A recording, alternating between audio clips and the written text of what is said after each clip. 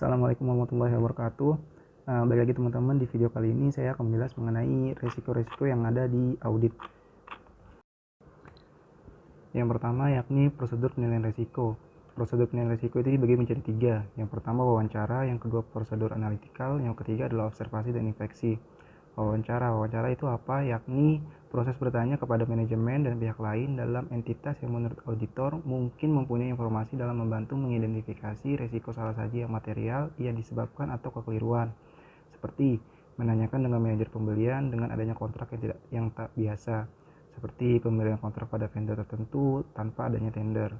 Yang kedua, prosedur analitikal. Apa itu prosedur analitikal? Yakni penilaian resiko membantu mengidentifikasi hal-hal yang mempunyai implikasi terhadap laporan keuangan dan audit. Seperti atas hal ini pengenaan kontrak pada vendor tertentu tanpa proses tender berdampak pada nilai HPP yang tinggi. Yang ketiga yakni observasi dan infeksi, yakni mendukung prosedur inquiries kepada manajemen dan pihak-pihak lain yang juga menyediakan informasi mengenai entitas dan lingkungannya, seperti informasi pada tabel transaksi pembelian yang mendominasi. Yang kedua yakni prosedur pengujian pengendalian. Apa itu prosedur pengendalian? Prosedur pengujian pengendalian yakni menguji efektivitas, kebijakan, dan prosedur pengendalian yang ditetapkan untuk menilai kontrol, risk atau risiko pengendalian. Pengujian ini meliputi jenis prosedur audit, antara lain. Yang pertama, meminta keterangan dari karyawan atau pihak yang lain yang bersangkutan. Yang kedua, menguji dokumen atau arsip dari laporan yang diindikasi. Yang ketiga, mengamati dan mengulang aktivitas terkait dengan pengendalian. Selanjutnya yakni prosedur pengujian substantif. Apa itu prosedur pengujian substantif? Yakni suatu prosedur audit yang dirancang untuk mendeteksi salah saji yang material pada tingkat asersi, seperti mengumpulkan bukti dasar dan pemilihan sampel yang representatif untuk menghitung ulang, meminta keterangan, hingga membandingkan angka-angka antar periode.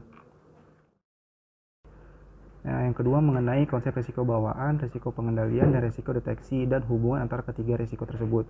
Yang pertama risiko bawaan, yakni kerentanan asersi mengenai jenis transaksi, saldo akun, atau pengungkapan terhadap salah saji yang dapat bersifat material secara terpisah ataupun tersendiri dengan salah saji lainnya, sebelum memperhitungkan terkait dan pengendalian yang dimaksud untuk mengatasi risiko bawaan. Yang kedua, risiko pengendalian, yakni risiko di mana salah saji dapat terjadi dalam asersi mengenai jenis transaksi saldo akun dan pengungkapan dan bersifat material secara terpisah atau sendiri, atau secara tergantung dengan salah saji lainnya, yang tidak dapat dicegah atau dideteksi dan dikoreksi pada waktunya oleh pengendali internal entitas. Yang ketiga, risiko deteksi, yakni risiko bahwa prosedur yang dilakukan oleh auditor untuk mengurangi risiko ke tingkat rendah yang dapat diterima tidak akan mendeteksi kesalahan penyajian yang ada dan dapat menjadi salah, baik secara individual atau jika digabungkan dengan salah saji lainnya. Yang terakhir adalah hubungan risiko bawaan, pengendalian, dan risiko deteksi. Hubungan risiko bawaan, risiko pengendalian, dan risiko deteksi yakni untuk mengurangi risiko audit pada tingkat rendah yang dapat diterima. Dibutuhkan risiko deteksi yang dapat diterima cukup rendah saat risiko bawaan dan pengendalian cukup tinggi. Terima kasih yang telah menonton video ini. Semoga videonya dapat bermanfaat. Wassalamualaikum warahmatullahi wabarakatuh.